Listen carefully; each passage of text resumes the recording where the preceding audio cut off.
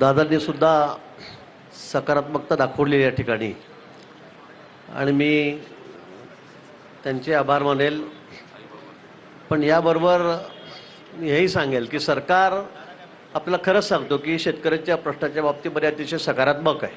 राज्य सरकार असेल, मुख्यमंत्री उपमुख्यमंत्री असेल, आमचे केंद्रामध्ये पंतप्रधान मोदीजी आहेत, अतिशय सकारात्मक आहे। आणि शेतकऱ्यांना वारंवार कर्जमाफी का द्यावी लागते? कारण शेतकरी या अडचणीतून बाहेरच येत नाही आहे आणि म्हणून एक शाश्वत त्याला शेती करता आली पाहिजे आणि त्यासाठी पाणी देण्याचं काम हे आमचं सरकार प्राधान्याने करतं आहे। कारण आता आपण विदर्भामध्ये जवळपास 96,000 कोटी रुपयाची रिव्हर लिंकिंग योजना करतो आहे। 8 जिल्ह्यात दुष्काळी भागामध्ये आपण त्या ठिकाणी त्यांना पाणी देऊन जवळपास 10 लाख हेक्टर जमीन ही ओलिताखाली आणतो आहे।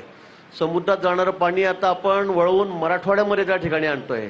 नारपारच्या माध्यमातून खानदेशमध्ये पाणी नेतो आहे आणि याला जवळपास 2.5-3 लाख कोटी रुपये स्वप्नातही आपण विचार करणार नाही इतका मोठा निधी केंद्र सरकार 60% 40% आपण या ठिकाणी राज्य सरकार देऊन या सिंचनाच्या व्यवस्था आम्ही त्या ठिकाणी उभ्या करतो आहोत की शेतकरी कायमचा या सगळ्या चक्रव्यूहातून बाहेर कसा पडेल त्यासाठी आमचे या ठिकाणी प्रयत्न आहेत। येणाऱ्या 2-3-4 वर्षामध्ये आपल्याला याचे सगळे परिणाम बघायला मिळतील।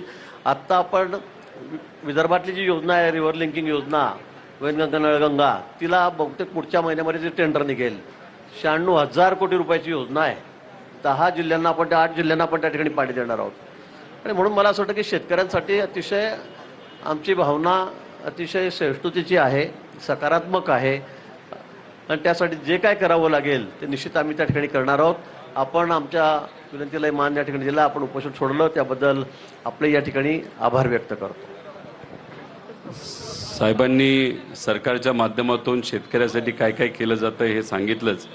मी फक्त साहेबांना अजून एक विनंती करतो की आमच्या शेतकऱ्याला जर त्यांच्या पिकाला हमीभाव मिळाला, ते शेतामध्ये कष्ट करून जे काही पिकवतात त्याला जर हमीभाव मिळाला तर मला असं वाटतं कर्जमाफीची जरूरत नाही। आणि एक छोटासा पण महत्त्वाचा विषय घेतो। काही दिवसांपूर्वी आम्ही सर्व शेतकरी मिळून कांद्याच्या बाबतीत मोठं आंदोलन केलं होतं।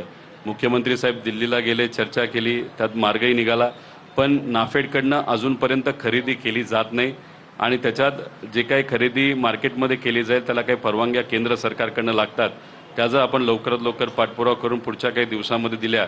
आता 18 रुपये, म्हणजे आम्ही जेव्हा लढाई सुरू केली तेव्हा मार्केट 5 रुपयाला होतं, आता ते 18 रुपयाला गेलेलं आहे आणि तुम्ही प्रयत्न करून जर नाफेडकडनं खरेदी डायरेक्ट सुरू झाली तर 24च्या पुढे जाईल असं आमची अपेक्षा आहे।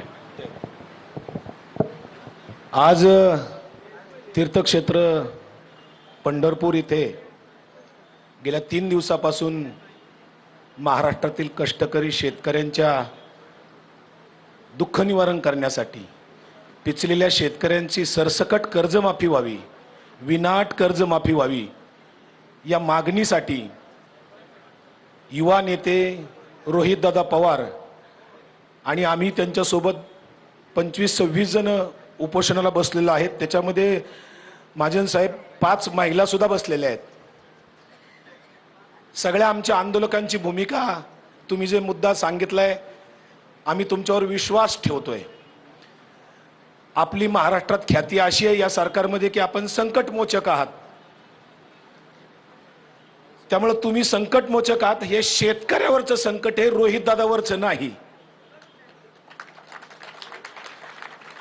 हे संकट आपल्या हातून जर हे निवारण होणार असेल तर आम्हाला सर्वांना निश्चितच आनंद आहे आणि म्हणून मी आपल्याला आंदोलक या नात्याने, उपोषणकर्ता या नात्याने आणि या टीमचा या सगळ्याचा भाग म्हणून, सगळ्यांचा प्रतिनिधी म्हणून एक विनंती करतो साहेब, हे आंदोलन आम्ही संपवणार नाही, फक्त स्वल्पविराम देणार आहोत,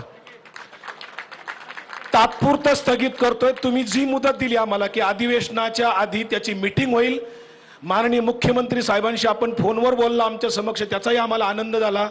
मुख्यमंत्री साहेबांशी बोलून आपण जे आम्हाला शब्द दिलाय की अधिवेशनाच्या आधी त्याची मीटिंग होईल, त्या मीटिंगमध्ये सकारात्मक निर्णय होईल, आमच्या मागण्यांची दखल घेतली जाईल, हे तुम्ही शब्द दिलेत। आम्ही तोपर्यंत, म्हणजे ती मीटिंग होईपर्यंत हे आंदोलन आमचं स्थगित करत आहोत, बंद करत नाही। बरोबर आहे का? त्यामुळं त्याच्या पुढचं जर आंदोलन करायची आम्हाला वेळ आली तर त्याच्यासारखं दुर्दैव नसेल। हा पंढरपूरच्या पांडुरंगाच्या साक्षीने आपण शब्द दिलेला आहे। या